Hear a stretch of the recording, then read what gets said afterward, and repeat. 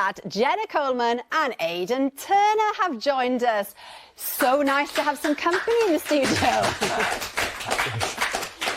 So, very exciting. It was announced earlier that you two are going to be starring in a play together called, let me get this right now, Lemons, Lemons, Lemons, Lemons, Lemons. Five lemons, yeah. And the tagline says, a love story that leaves you speechless. So, Aidan, I'm going to give you the job of explaining all. How many words? How many words? Well, you choose. Okay, let me see how many I can do then. So the play is about a couple, Oliver and Bernadette, who live together at a time when a piece of legislation, a law has been passed, something called the Hush Law, where they're only allowed to have everyone in the country, 140 words per day to use. So I think the play is about how we communicate, what are the things we would say to each other, who would we talk to, and how would we speak to each other and communicate. It's a very different premise for a play, isn't it? Something we've never heard of before. Jenna, how did your agent sell this to you? Because, you know, you imagine the conversation, well, it's not really a big speaking part. You must have thought, hang on, what's going on here? I guess effectively it's, you know, it's a play which each day the couple has 140 words.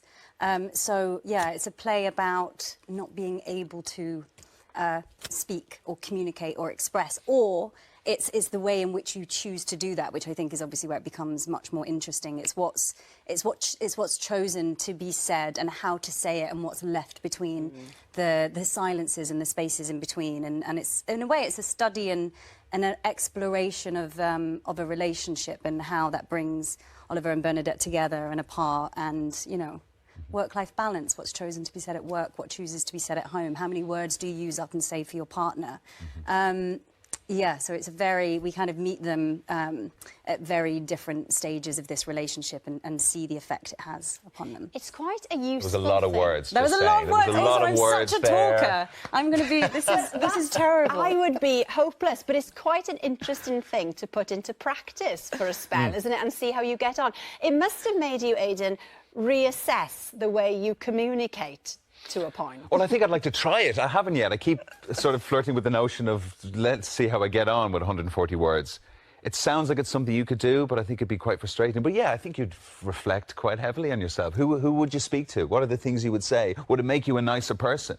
Is there still anger and hate and all these things, you know, bouncing around if you only have a certain amount of words? Would you waste your time with those kind of emotions? I don't know. Yeah, and maybe in writing emails, because sometimes we can all go off on a tangent, and maybe the thing to do is to... rein it in. Rein it in. I'm with you on that. Where do the lemons come into it, Jenna? The lemons are... It's a scene. There's a certain scene in the play where... Oliver has effectively used all his words up, and I suppose it's quite a destructive. Bernadette decides to use her words and waste her words, and I guess it's a event like venting. Yeah, and 5 when you've only got 140. Yeah, 5. That's a big statement, isn't it? Put away on lemons in a very brilliant speech that Sam Steiner has written.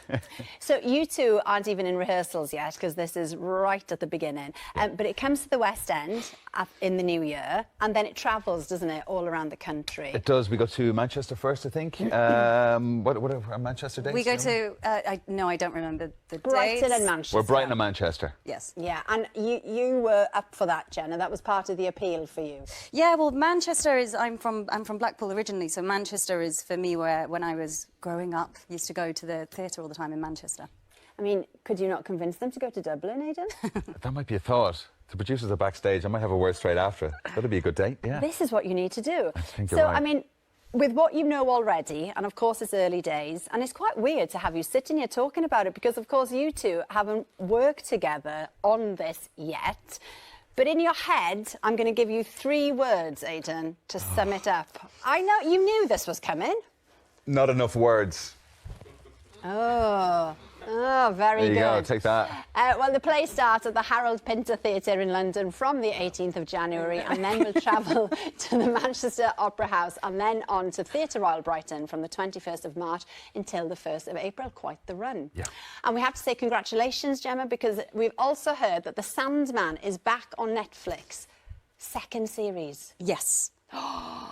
Jenna, that's good news. People will be wanting to know when you're starting to film. See, this is when I became speechless because I'm instantly terrified I will get in any form of trouble by saying anything. But it has been renewed for a second series, which is great, and great for Sandman fans out there. Any spoilers you No can share? spoilers Nothing? to share. No, Suddenly look, I've gone speechless. Jenna's very careful. She's not saying Fair. anything, but it's good news. It's lovely to have you both. Thank you. Thanks so much. All of Jenna's Doctor Who episodes are on iPlayer if you want to see them.